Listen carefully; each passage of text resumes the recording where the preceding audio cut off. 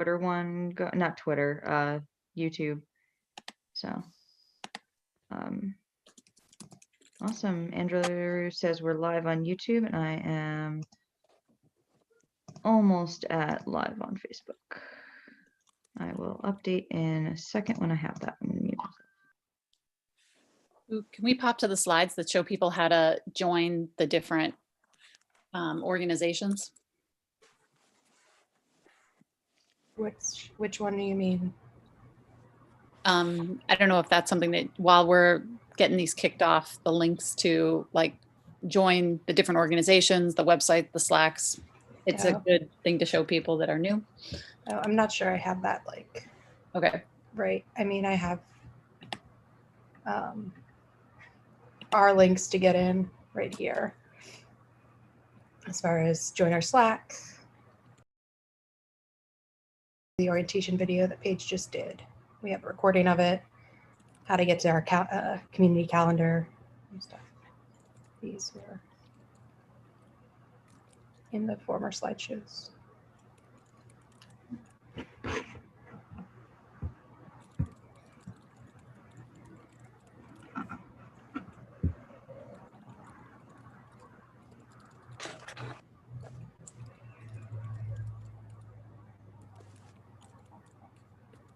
We need some elevator music.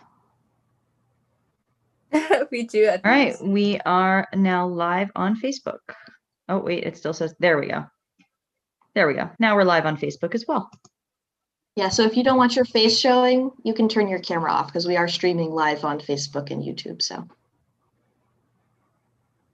Awesome. Shall I start us off? I don't know if anybody else has the desire, but anyways, welcome to Sunday Night Live with Humanity Forward. Tonight we have kind of a smorgasbord of good stuff for you, including our board elections. We're going to start off with some information about a cash relief advocacy push we're doing with Humanity Forward, and then just a little more information on different things you can do in Georgia, which we started last week, which is a really good video to refer to if you're interested in learning a little bit more about Georgia. There's a little agenda I basically already told you. And then, you know, for anybody who's unfamiliar with us at this point, we are the Humanity First Movement. Grew out of Andrew Yang's grassroots volunteers from the campaign, just kind of finding another way, avenue to direct our passion for the cause, since we no longer had him to rally behind for the moment.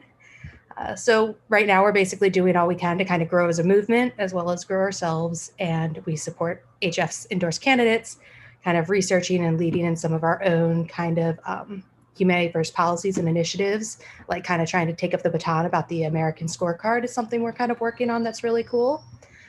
Trying to really organize within our states and get chapters going on the local level to build out this movement. And then sometimes we just hang out with each other because, you know, Yang Gang's cool people.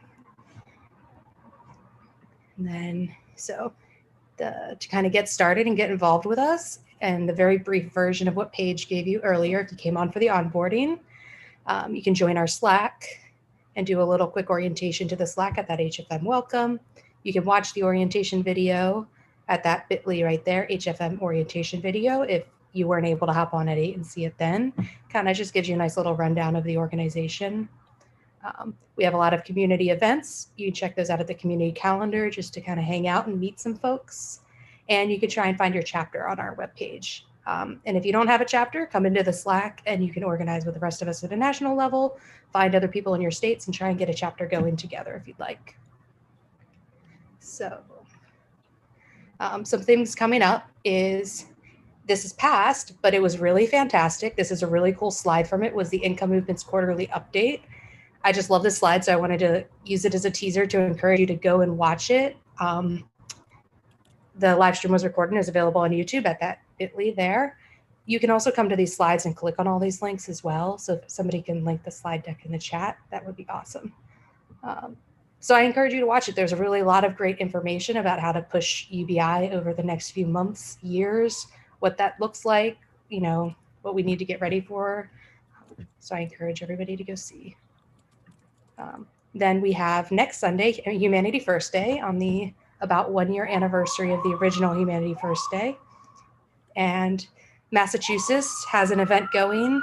I don't know if you want to talk about it for a second, Yenny, to inspire others while these sirens go in my background. Sure. So Humanity First Day was initially created by Yang on Thanksgiving weekend last year. He did some volunteering at a animal shelter. Got to help out with some of the pets there and the things they needed help with. And this year, we're inviting folks to do something in a similar vein. We had people across the country do all sorts of amazing things in person, at home, whatever you can do or being interested to help. Get in touch with your local charities, get in touch with your local Yang Gang, and see about doing something that helps your community in a way that means something for you. So we are trying to help make sure that people remember that Thanksgiving is not necessarily just about shoving food in your face. But the goal here is a yearly event. It's the second, I guess, annual Humanity First Day. And we also have other Humanity First Days throughout the year. There was one that happened in August. If you want to check out some of that stuff, you can probably find it still on Twitter and the like with the hashtag Humanity First Day. And please share photos, messages, whatever humanity means to you, whatever you are able to do to express Humanity First values, even if it's just helping somebody out with something on Twitter or helping your neighbor pick up the leaves in their yard. There's a lot of different things that you can do that are still socially distanced in this time of COVID. So please get involved. Thanks. Thank you for being so much more eloquent than me, Yenny. But Shoving food in face is eloquent. I think it is. Anyways, a great way also if you're trying to figure out how to like reactivate some of your Yang Gang friends and bring them in, it's a great way to do that. Remind people of what we're doing here in trying to make the world a better place. Next event, this is a Georgia specific. I just wanted to plug it again. We talked about this a little bit last week. Humanity Forward Georgia is doing a really cool live stream event with some musicians and artists and collecting all the proceeds to donate to Fair Fight. It's at givingafairfight.org. I think I saw Carrie Ann pop in if she wants to say a word or two, but she doesn't have to if she doesn't want. She's staying quiet. All right, that's fine. But you check it out at givingafairfight.org and kind of sign up and give your support and become a part of that in the coming weeks. And what I know many people are here for, the HFM board elections. So we'll start with that first. I think I'll hand it over to Catherine for that probably. Okay. Do you have another slide that lists the candidates? There are candidates. I posted a little earlier the candidate statement, and so I hope everyone had a chance to read what they took the time to write. And we'll just have each of the candidates in this order, take 60 seconds to kind of say hello, but really they kind of said the most in those statements. And then after they've all gone, I'll post the link in the chat to the voting form. And then, we'll kind of go on to the next section and then close the voting form towards the end of the meeting and announce who our new 3 board candidates are. So we're electing 3 of 5, and we're using a star voting system where you kind of score them from, really supported a 5, and, then 1 is the opposite end of that. And I'll leave it at that and turn it over to Adriana.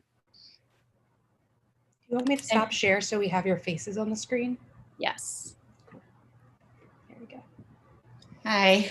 I'm going to keep my camera off just because I didn't know this was going to be recorded. But, That's fine. So I have just my 60-second statement. I'm Mdri, short for Adriana. I'm living in Northern California, and I grew up in Georgia. I started volunteering with Humanity Forward after following Andrew Yang's presidential campaign and feeling refreshed by an authentic candidate with positions that I agreed with. My main concerns right now are the impacts this pandemic is having economically and on our collective human experience. There's a lot of room for power grabs right now, and I think we need to stay proactive about making sure reason and human-centered policies stay afloat. I did my undergrad in philosophy with a math minor. I worked at the forefront of California cannabis legalization and operations management, helping to scale 2 successful organizations in that new industry. I really enjoy the people aspect of operations, and as far as volunteering goes, doing the Humanity Forward volunteering, and then also I've worked with Greenpeace USA during and after college with their national activist network and direct actions teams as a volunteer coach, and then helped do some action events. And I currently do volunteer crisis counseling with Crisis Text Line. I think I can bring a fresh perspective, and I'm excited for an opportunity to keep learning while going down these different Yang universe rabbit holes. Thank you. And Alexander? All right, there you go. Hi. Awesome. Thanks so much. Yeah, hi, I'm Alexander. I'm a writer, actor, also a philosophy graduate. I live in Los Angeles, California, and have been following Andrew Yang and these forward-thinking ideas since the beginning of his campaign, and have been trying to volunteer and help serve in any way I can, kind of the future that I see, and hope to make it possible. And I really see universal basic income as a really one of the key factors in building kind of a better future and a more equitable and fair world for everybody. And I think that I bring a lot of unique perspectives. My strengths are in organizing, and I've worked with Unity 2020. I was an organizing lead there. I no longer work with them, but one of many, among other things, we advocated for ranked choice voting and a couple of systemic reforms that I think are really important. I constantly come back to this idea of division in our country, and I think that often the problems that we think divide us are not actually the problems that divide us. And I think that trying to move forward means focusing on solutions like UBI and some systemic reform over focusing on what we don't agree on. So I hope to bring in this new, fresh perspective, help organize. I have a lot of diverse ideas. I am looking forward to hopefully engaging the grassroots community to really do a lot of outreach to Congress, aligned with Humanity Forward's, potentially getting Congress members on Zoom calls if we can manage it. And I look forward to working with everyone here. Thank you. And Angelo? Angelo Mendoza. I am a promoter, entrepreneur. I have set up nonprofit organizations in the past for community organizing. I am part of the team of the Testify for UBI project. I have worked with Humanity Forward since, I worked with Humanity First movement when it first started. I have participated in canvassing here in Arizona. I actually sit on the board of the Humanity Forward Arizona. And currently I am have been working with the board on this last term, trying to negotiate with Humanity Forward for more help and attention for the grassroots. So I look forward to continuing that work with all of you. Thank you. All right. And let's see, up next is Hannah. Hi, my name is Hannah Wan, and I'm an activist and philosophy degree holder from Seattle. I've been yanking for close to 2 years. I joined the sorority of Yang in Iowa and Nevada, then David Kim's campaign as strategist and finance director. After getting the endorsements of Andrew and Marianne Williamson, I left the campaign to focus on Testify for UBI with Angelo Mendoza, which is the basis for Humanity Forward's current national advocacy campaign. I have a decade of experience serving on nonprofit boards, which included strategic planning and implementing programs, and I've been invited to speak on panels and present at a national conference about my work in equity and inclusion in the arts. This summer, I was fortunate to work with some very effective organizers with a national presence, and I've been learning everything I can about movement politics from them, because I believe that the strength of this movement lies with local grassroots efforts, and my primary focus will be to get as much infrastructure and resources out to all of you, because we are the ones who made the campaign, and we should be empowered to lead our communities and push this movement forward no matter what organization we're with. Thank you, and I appreciate your support. All right, I'll kind of pass this back to Megan and Yenny. I just saw one question in the chat. There's one more candidate. Oh, sorry. William. Sorry. Sorry. There we go. Apologies. All right, I'll jump in. Hi, everyone. My name is William Murray, and I am running for the board because I profoundly support UBI and believe that from the board seat, I would be able to help Humanity First movement get this done and get this pushed forward. Unlike many of the other candidates who seem to be from nonprofit or political backgrounds, I am from a corporate world. I have a math background and have worked in quantitative modeling for over 15 years. First 5 years of my career doing film finance, and the last 10 years doing risk modeling. So I have a strong background in risk analysis, risk modeling, which honestly probably isn't super useful here, although could come in handy. But I also just have a strong background in general sort of corporate get stuff done kind of skill sets, running meetings so they end on time, working with diverse stakeholders, working with lots of different teams, talking to regulators, talking to lawyers, writing documentation, reading documentation for proofreading. A lot of those skills that are frankly kind of boring, but useful for getting things done. And I think potentially useful if one of the projects we want to pursue is becoming a legal entity or even just strongly considering that. I think that someone with a background heavily of working with lawyers, reading code, working with regulators, and bringing all that together in a negotiation standpoint could be useful for the challenges we're going to have on that particular task for the next 6 months. And I think that from the board, I'd be in a very good position to help the movement. Thanks. All right, my apologies. I saw one question in the chat from Kevin where he just wondered if the candidates would kind of talk about their kind of temperament in leading organizations and how you interact and kind of help steer kind of more contentious decisions and that type of thing. So if we just kind of go through the same order again, take like another 30 seconds. So it gives folks a sense of maybe your personal way of dealing with communication and conversation. So Dree, did you want to go first? Yeah, could you repeat the question? Sorry. Yeah, Kevin put a question in the chat where he was hoping the candidates would speak to their kind of temperament.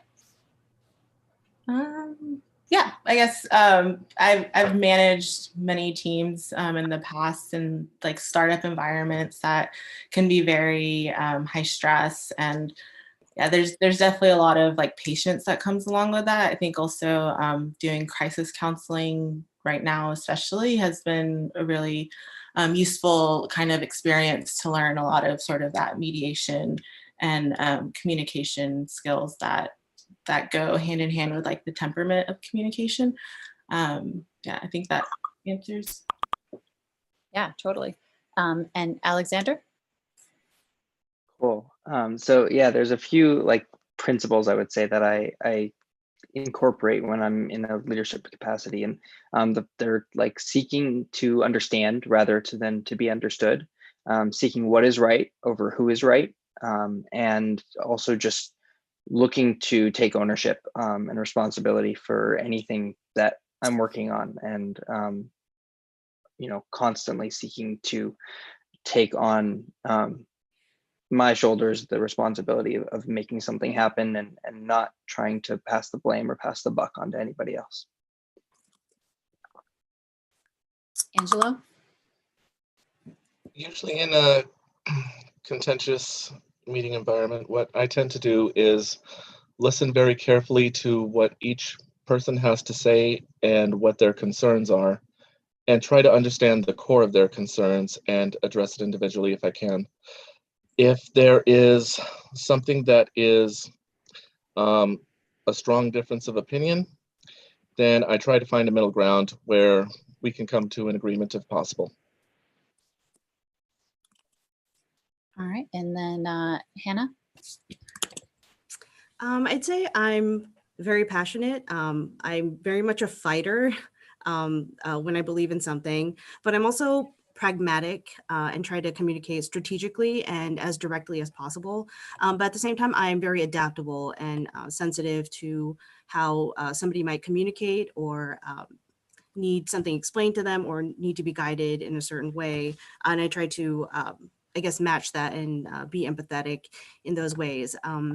And in terms of like pragmatism, I mean, I know I'm not going to get along with everyone, but I do have very good working relationships with people that I absolutely hate. And we both know that we hate each other.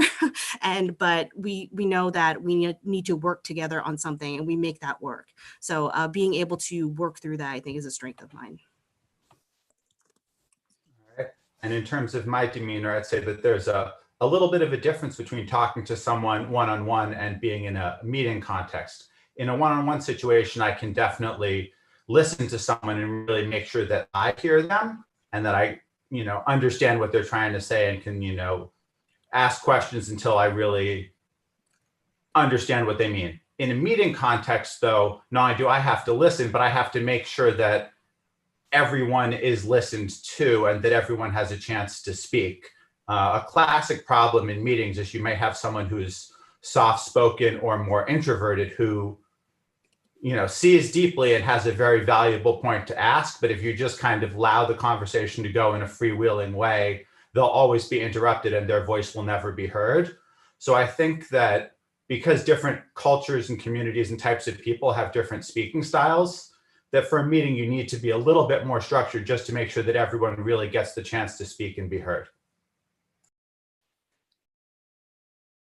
All right.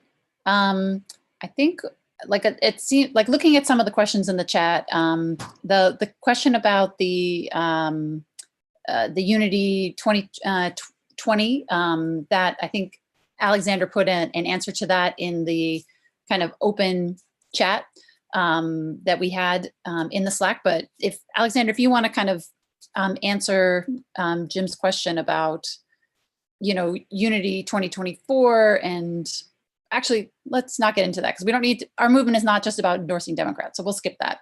And transparency, I think, yeah, I think at this point, like a lot of these questions are going to really get a huge, they'll kind of be going a lot of places. So I don't know that they're necessarily going to be a productive, we have like a time limit. So my apologies, but we'll kind of close that for now. And let me share the voting form so that folks can start voting, and anyone is welcome to answer whatever questions they want in the chat, but we have to kind of move on to the next part of the meeting. So if anyone has any trouble accessing that voting form, it's only open to the 49 people that are here in the meeting. So, please don't share it beyond the people that are here that had an opportunity to hear everyone. All right. And Megan, do you want to move on to the next section of the meeting while people are taking the time to vote? Yeah, I think the next section will be you a little more. I had to figure out where my slides went. What happened?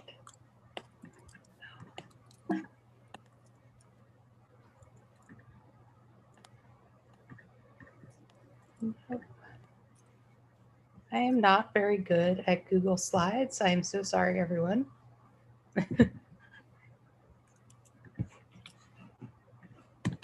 They seem to have disappeared from my computer. Huh.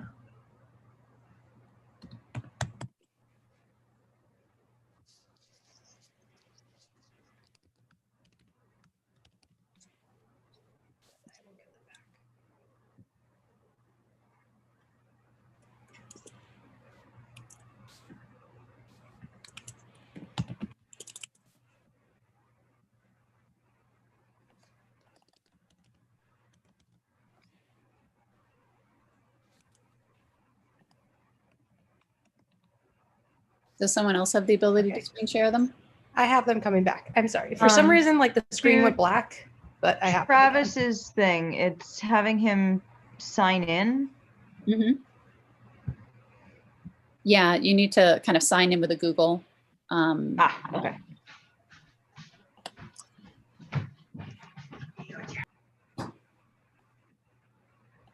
So the next bit was going to be talking about Humanity Forward's upcoming push and emphasis on cash relief advocacy and how to get involved with that, particularly on a state level. And I feel like Catherine, once again, is probably the most well-versed in explaining this for everyone. Okay, and if anyone else has more insight because you have a more direct connection with Humanity Forward, please give a shout out. So the big push for Humanity Forward now, Andrew has gone off to Georgia, but Humanity Forward, the organization, is kind of taking the mantle to, work with a whole host of other organizations, but push Congress to provide direct, non-means tested cash relief for all Americans for the next 6 to 12 months. The number they're starting with, $1,200 a month. And what they would like to do in partnership with the states is for us to get ready to pressure our Congress people. So we're going to drop some links in the chat. But basically, we're looking for states to decide, yes, this is something we want to work on. Thus far, California, Iowa, Massachusetts, Nevada, Texas have already signed on. And the form to sign up as a state is that on Move Humanity Forward, state onboarding. But we'll also drop the link to the presentation where Erica, kind of launched that to the states. Because pretty much everyone in here that I see is kind of a state lead. And the request is, this is something for your in-house consumption on your states, because they kind of talk about the different parts to it. But the key thing that we're focusing on right now is just emergency cash relief. So even though there's a vaccine on the horizon, there's still a world of economic pain. And that's partially why Andrew Yang has thrown in to help the Democrats get the Senate, not because he's, exclusively, trying to get things for the Democrats, but he just sees that the reality of Congress is they're very gridlocked. So for 2 years, giving the Democrats both houses of Congress, there is the possibility of significant government action to help bail out communities, small businesses, people. And that's our pathway to this direct, unmeans tested cash relief. So is anyone else noticing something that I have? I just want to add on real quick, Catherine. Yep. Because you mentioned, the link to sign up as your state, but I also talked to Gray a little earlier, and you want to emphasize, like, if you're kind of a newbie and you're not really sure what's going on in your state and you're interested in this, to email him directly at gray@movehumanityforward.com, and he will either A, hook you up with your state leads, or B, help you in becoming a state lead if you so desire, and kind of give you some guidance there. So if you're in one of the states like Pennsylvania, mine, we're not really active yet, we're working on it, Florida's just activated, but there's a ton of states that aren't super activated yet. You saw that map earlier in the orientation. If you're in one of those states, and you don't know how to get started, you can email Gray and he will help you. And Catherine is also a great resource for that as well. But Gray specifically, if this is the kind of involvement you want. Yeah, and I'd say two things. One, I know in Massachusetts, we've started to just make a list of our Congress people and other just kind of where they stand on this issue based on their public statements and the bills that they've sponsored. And also any other politicians or influencers in the state who have come out for direct cash relief. So we're just kind of making a map of who the strong influences are in the state that support this, plus where our Congress people stand. And that's kind of like the first wave. And then the second thing I'll say is if you're in a state that hasn't launched a chapter yet, I'd just like to kind of really celebrate what Florida is doing. And I think it's kind of a model that if you're in a state where you feel like, oh, I can't do this alone. What happened was one of a gentleman in Florida where he was like, I'm too busy with my master's program, but I want to see Florida get going. And so he committed to doing 3 Saturday meetings in a row, where we just had the first one this Saturday. We kind of invited everyone we could reach out to through Yang Near Me. So thank you, California, for producing that kind of nice map of all the existing Yang gangs. And at that, we just got a little nucleus of 6 Floridians. And then we're having the same time next Saturday. And then from all of those people, they knew a lot of the organizers to kind of pull back in. And already we have a website for them, an email list, an email. So they kind of have the tools to do the communication. And so then the second meeting is, it'll be the larger organizing group. And then we'll do the big invite and just invite every Floridian we can kind of get our hands on. And what's nice about that is for people that don't have a lot of time and you're a little concerned, like I can't be responsible for my whole state, be in contact with us, because this kind of runway, think of it as like a relay race. You commit to just 3 meetings, run the race, and there's just so many people waiting to be activated. Like nobody wants to do it by themselves. And then to like come into a group, everyone just got really excited and, so enough of that. But if you're in a state where you don't see yourself on our map of activated states yet, please reach out, because, you're not alone. There's hundreds and thousands of former Yang Gang and other interested folks in your state. So it just takes one and then a few and then, and then it's rolling. All right. Awesome. Thank you, Catherine. And so, just to, if you're into this idea, drop your name, your state in the chat so we can kind of, see who's interested and where the excitement lies and get it going. And so our next step is we're going to talk about deep canvassing for Georgia, and that's going to be Colleen. Are you around, Colleen?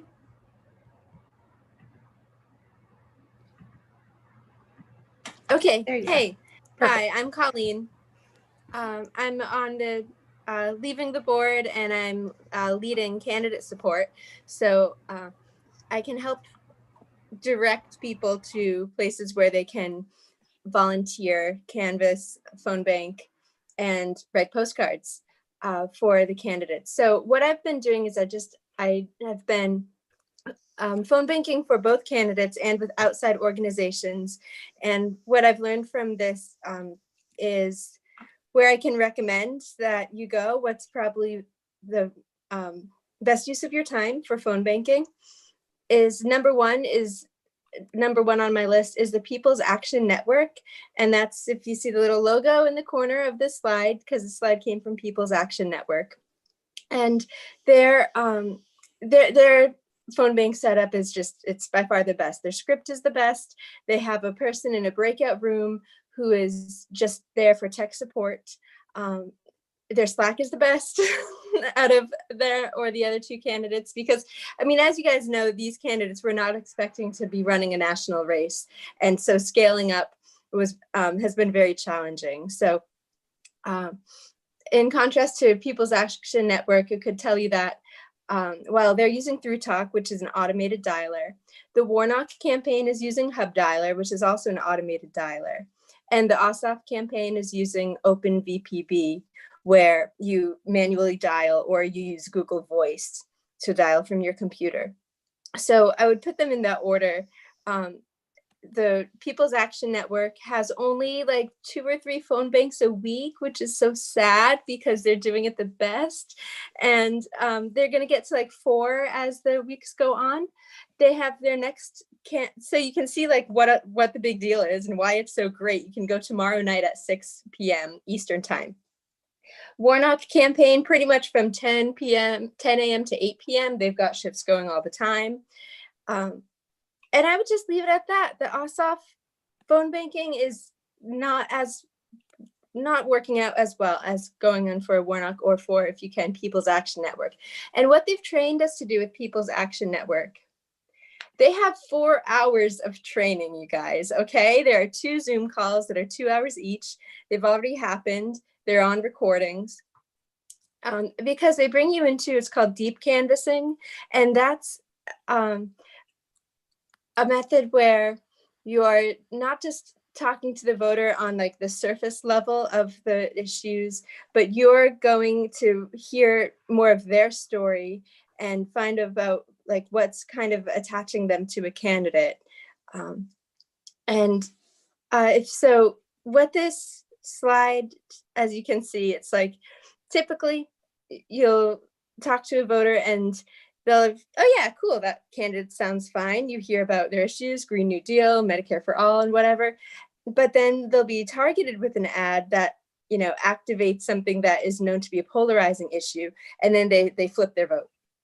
So if we go to the next slide, this is idea as you dig deeper and inoculate, okay? So you don't just have a surface level conversation about the policies, but you find out more like what's going on in their, you know, more personally in their life, in their, their household. And you get them to find just so many threads and ways that they feel really more attached to this candidate and believe in the candidate, that then they're immune to these fear ads. So that's the setup for it. I've learned so much from phone banking with People's Action Network. Catherine or anyone can tell you how much damn phone banking I did for the last 8 months. And it's been just like a whole new game, phone banking with People's Action Network. And now if you don't want to phone bank, that's all right. You can write postcards. I want to, let's see, can you pass screen share on to me, Megan, because I've got a slide about, thank you. All right. Megan, while you're not screen sharing, you should do your vote. So Daniela from West Virginia is a lovely volunteer who has made this spreadsheet for us. Did I close? Okay, here we go. Of our postcard options.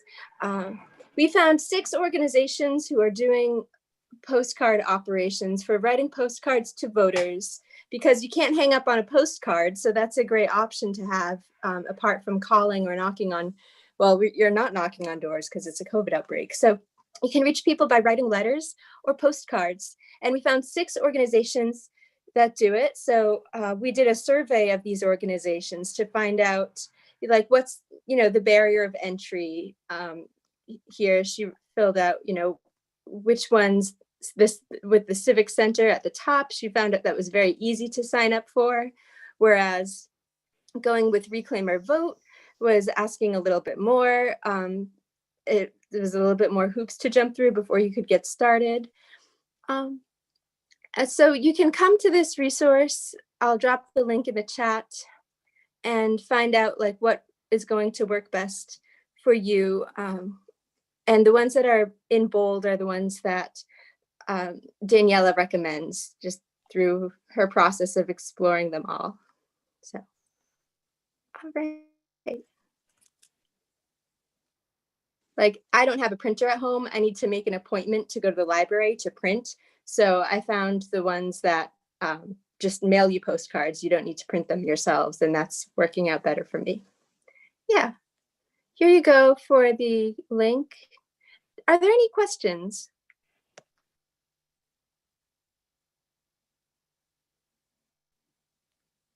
Okay. I guess there'd be questions in chat, if any. Right. Thanks. Cool. Can pass it on.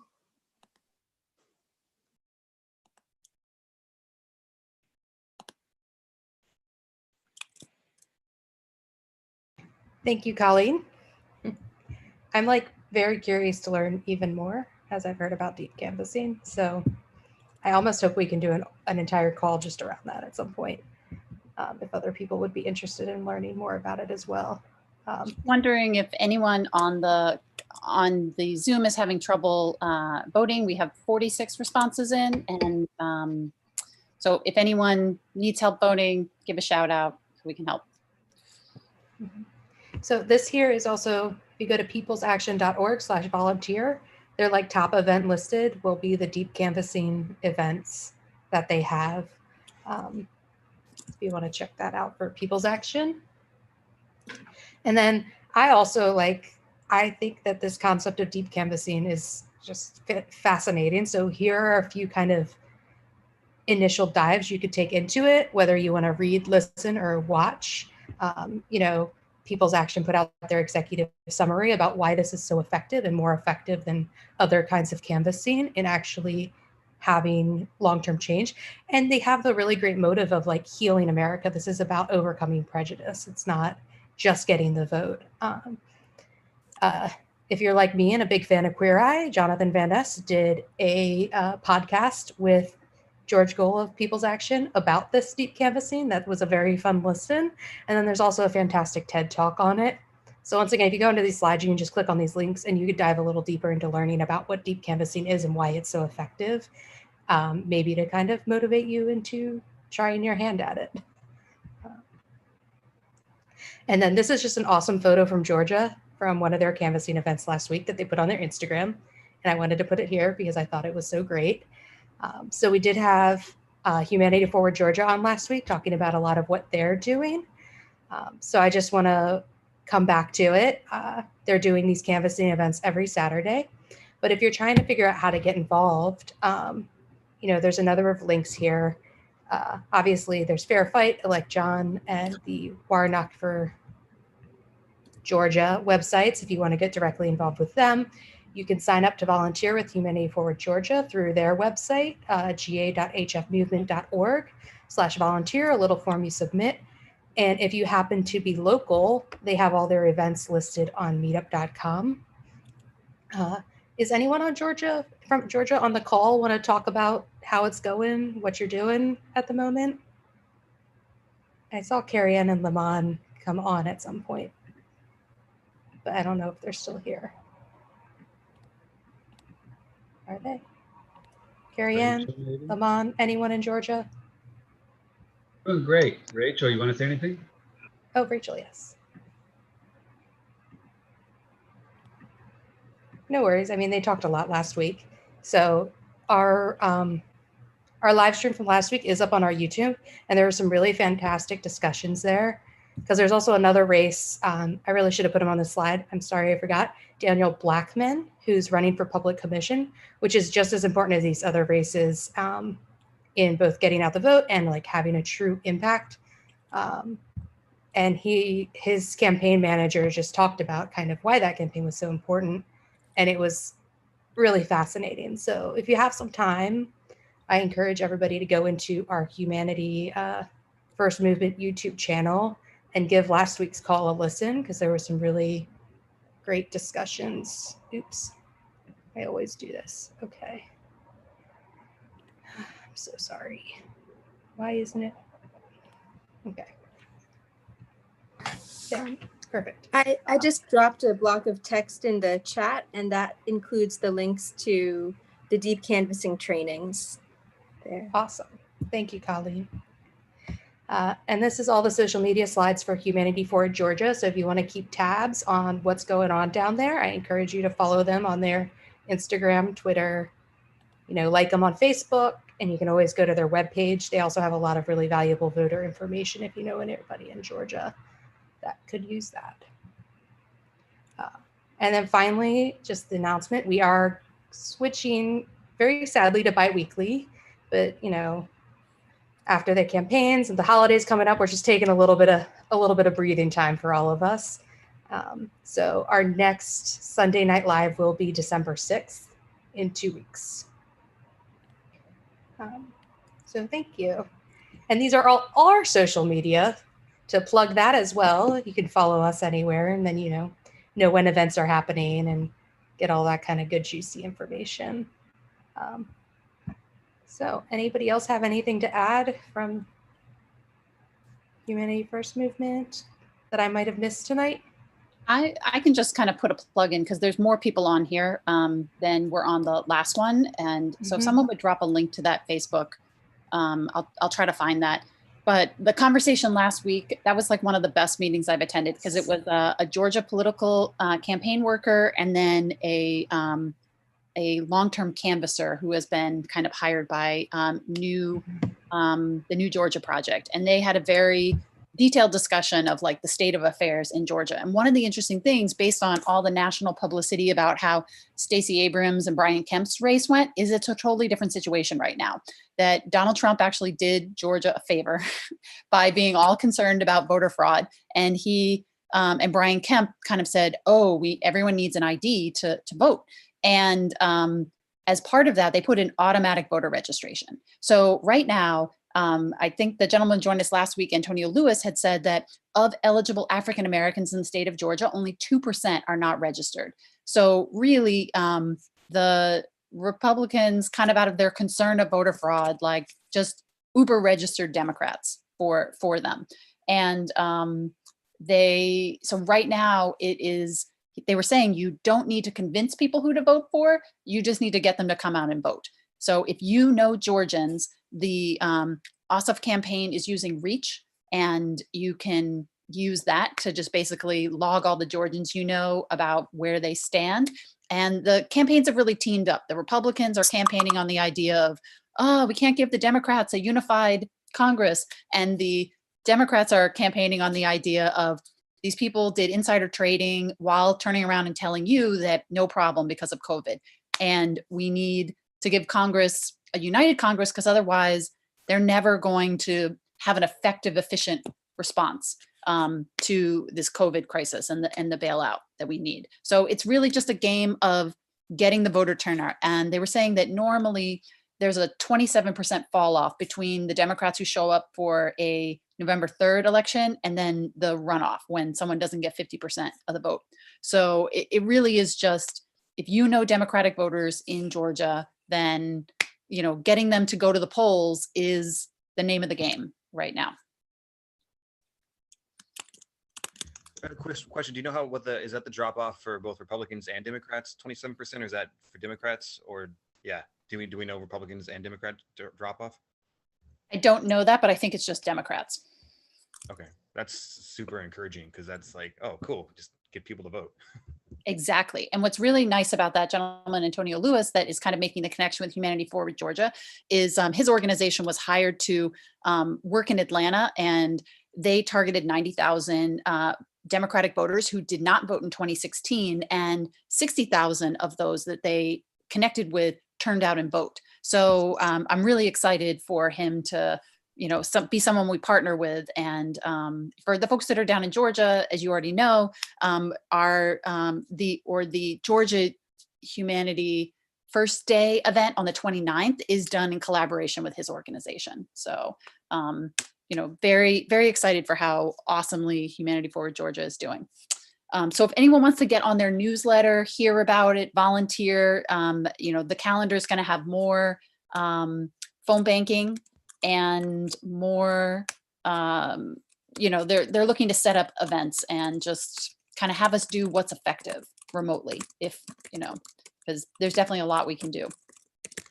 One other question. So you said there's automatic, like everyone's most, like 98% of the Black people in Georgia have been automatically registered to vote. Is that like, that's statewide? Like people are just statewide. He said it was amazing because a lot of times it's very hard for people who are, felons that have finished their sentence to really understand what the rules are and when they can vote.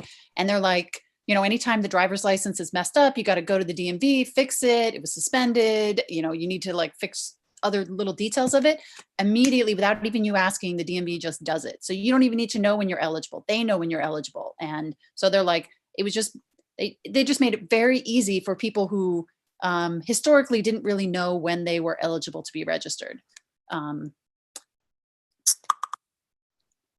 Cool. Yeah, I just want to say the question about the Republican voters, traditionally, historically, in every runoff election that I know of in Georgia, the more conservative candidate, even if it's just between like the primary runoff, the more conservative candidate wins in a runoff race. Yeah.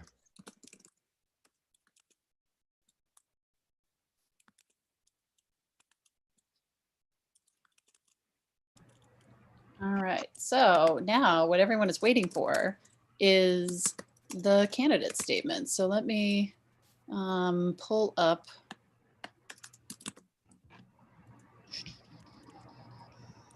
that and alphabetize our 3 new board members. We have a drum roll sound effect.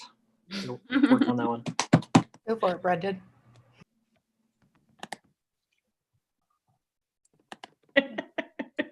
Did that work? Did that come through? No. Oh, damn. I was banging on my desk. Thank you. Maybe if we all do it. All right. Okay, not in the order that point totals were, but just in the order, just in alphabetical order by first name.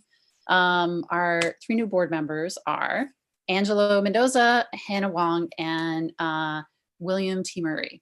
So congratulations. And we just got very lucky. We had all amazing candidates this election. So congratulations.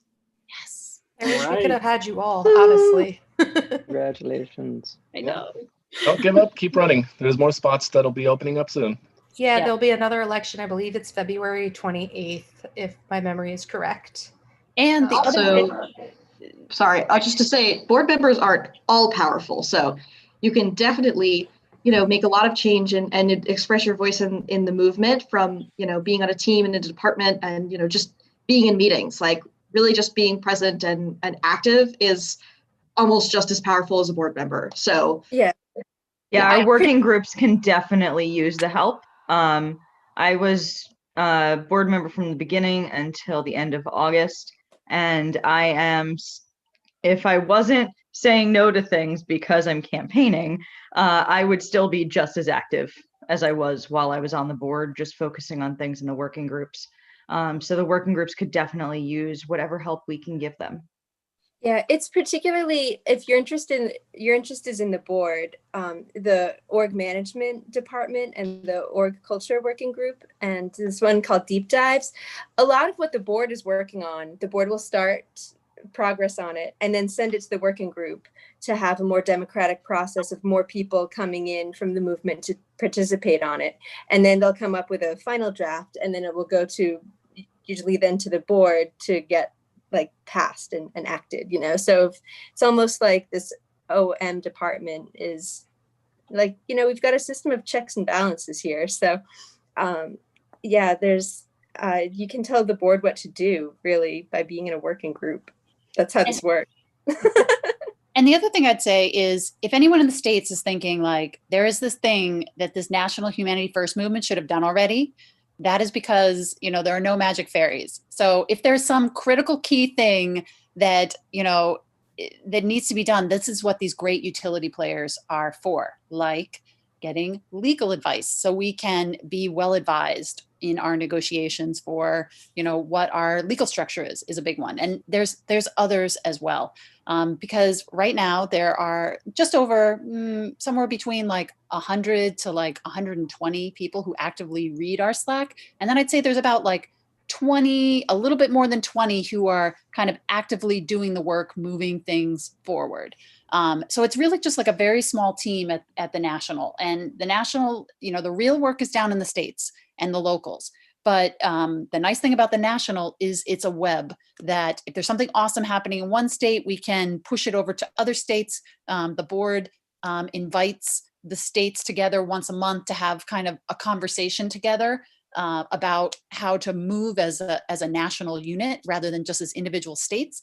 And I love that, courtesy of the great work that Travis Klein did and some other folks did, Yenny doing a lot of research into email software, that we now can just, when new states pop up, we can offer them email groups and websites and newsletter software and, just the tools they need to communicate. And very excitingly, just in our last, in the Florida meeting, we met one of the business owners of the States for Yang Facebook pages. So now we have someone back in who is, able to do that thing where something gets posted to the Facebook pages and then can be pushed out to all the Yang gangs, in states. So we are getting stronger, and the services that the national can provide, really support the states in, just doing the real work, because the states are where is essential. So I just say for that February 28th,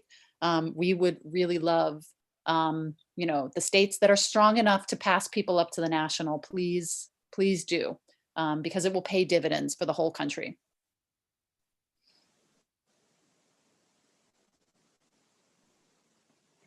I'd also like to point out that we also have the American Scorecard project that's going to be meeting bi-weekly, I believe, might be wrong there. And that is picking up on Yang's proposal of having an American Scorecard and building upon it, building out that network, building out the programming side that's going to pull from all the APIs, as well as analyzing past data and current data so that we can form a bigger picture for it, so that all of the numbers aren't just sitting there showing themselves, but it's leading itself to a bigger picture. So I'm really looking forward to seeing where that project goes. And if you have another policy that you would like to build out, something like that, national is also a fantastic place to do that, because we pull from all over the country rather than it just sitting in one state.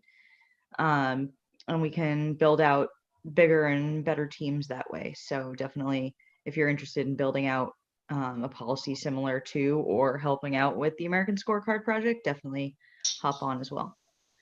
Oh, last thing I'll just jump in and say is there's a Californian, Murray Riker, who is trying to start a national health policy working group. And so if you have Yang Gang in your states that come from this kind of healthcare policy background, we'd like to kind of pull them in so that group can get working the way the American Scorecard is working. Yes, thank you Can I for say mentioning something? that, Catherine. Can I say something? Yes. Hi, I'm Qingzhu, New Yorker. I am a filmmaker and a videographer. So since pandemic, I have hosted 70 talk shows, live talk shows on my channel. So next Wednesday, coming Wednesday, I will be interviewing Paige. And thank you so much. And you guys, whoever you want me to talk to you, I actually devote 1 hour and 15, sometimes 1 hour half time to my guests. Very detailed, very intimate talk. So check my YouTube channel, Juhl Media, Juhl, Juhl. So I'll be happy to talk to you or whatever subject you want to talk about. Yeah.